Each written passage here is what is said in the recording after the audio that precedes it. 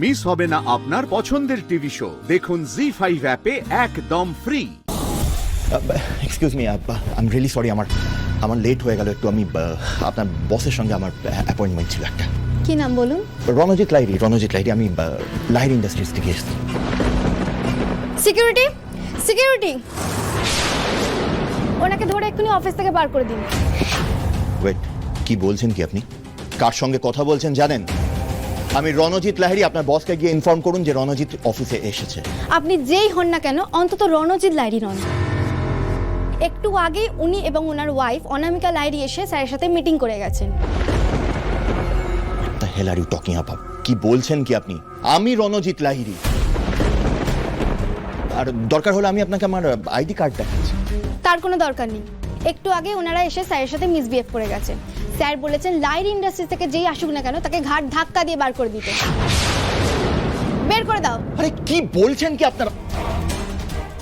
দেখুন আপনারা কিন্তু খুব বড় মিস্টেক করছেন। এটা রিগ্রেট করবেন। যাও, বেরিয়ে যাও।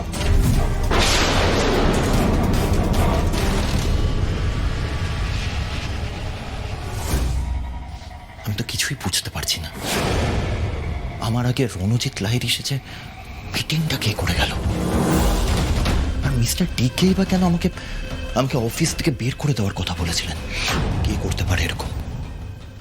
এই ডিলটা ক্যান্সেল করানোর জন্য এতটা ডেসপারেট কে হয়ে পড়বে? ইন্দ্রমিতুল।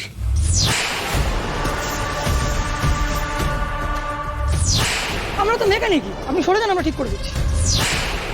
যাও, বেরিয়ে যাও। বুঝেছি। মিতুল আর ইন্দ্র আমাকে রাস্তায় আটকে রেখে ওরা নিজেরা অনামিকা আর রনু সেজে মিস্টার ডিকের সঙ্গে দেখা করেছিল। পুরোটা একটা ট্র্যাপ ছিল, আর আমি কিচ্ছু বুঝতে পারলাম না।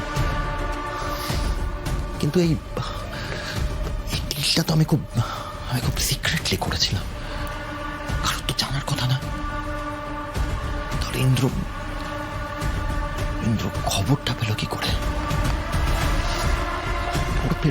ইন্দ্র?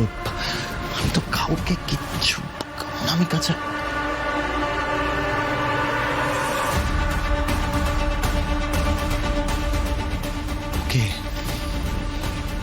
এই ব্যাপার। আমি তো গোড়াতেই গন্ডগোল করে ফেলেছি। আজকে বাড়ি গিয়েই এই গন্ডগোলের সমস্ত সুদ আসল আমি তুলব। তোমার পুরো খেলাটা এবার আমি বুঝে গিয়েছি। দেখি এইবার তুমি কি করো।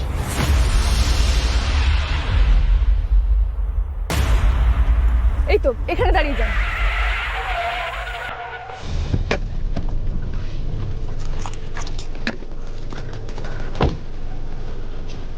কাজ হয়ে গেছে। আমার জিনিসটা এই যে তোমার জিনিস, অসাধারণ অস্ত্র। রণদাদার প্রথম দিনের প্ল্যানটা একাই বেচতে দিয়েছিল।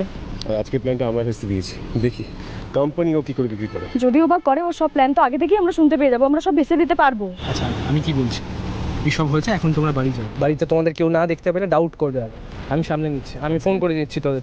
চলো, চলো। তাড়াতাড়ি।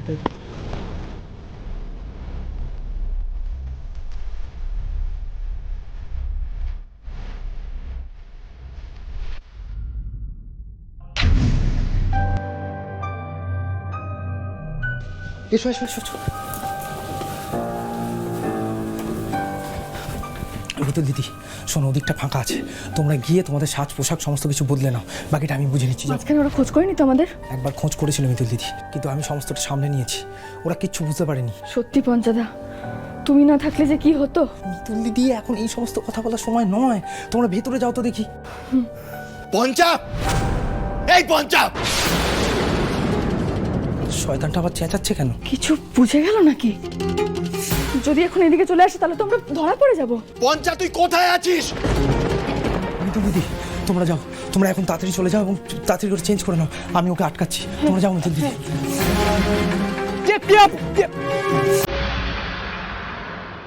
কি আপনারা? আপনার সঙ্গে কথা আছে শুভজিৎ। কথা আছে বলে আপনারা এরকম জোর করে মুখে হাত চাপা দিয়ে এসে কথা বলবেন? আমি কোনো কথা শুনবো না আপনাদের। এই শুনুন, আমি চাইলে আপনাকে থানায় ডেকে পাঠাতে পারতাম, সেটা কিন্তু আমি করিনি। এটা যথেষ্ট ভদ্রতা নয় কি? আপনার যা ইচ্ছা হয় তাই করুন, আমি চললাম। আরে আরে শুনুন, দেখুন প্লিজ মাথা গরম করবেন না, প্লিজ। বেশ, বলুন আপনার কি বলার আছে। তবে পুলিশরাও যে এরকম কিডন্যাপারদের মতো আচরণ করে এটা আমি প্রথম দেখলাম। কাজের কথা বলি, রণজিৎ লাহিড়ী আপনার দাদা ইন্দ্রজিৎ লাহিড়ীকে গুলি করলো, আর তারপরেও আপনি, আপনার ফ্যামিলির কেউ বা ইন্দ্রজিৎ বাবু কেউই রণজিৎ লাহিড়ীর বিরুদ্ধে কোনো এফআইআর করলেন না কেন? ওর এগেনস্টে আমি কোনো এফআইআর করবো না।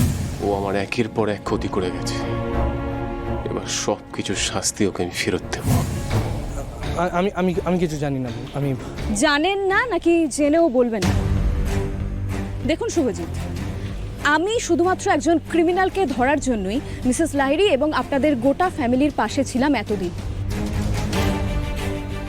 কারণ আমি চেয়েছিলাম আইন মোতাবেক একজন ক্রিমিনালের শাস্তি হোক। আর আজকে যদি আপনারা আইন নিজের হাতে তুলে নেন, আমি কিন্তু মুখ বুজে থাকবো না। আইন নিজের হাতে তুলে নেওয়া কিন্তু আর একটা ক্রাইম, আর যে কোনো ধরনের ক্রাইমের জন্য আমি কিন্তু একই রকম টাফ। বুঝলাম, কিন্তু সমস্ত সিচুয়েশনে আপনি কিন্তু এরকম টাফ নন। এবার থেকে কিছু জানার থাকলে আমাকে ভালো করে ডাকবেন, আমি ঠিক আসবো। চললাম আমি।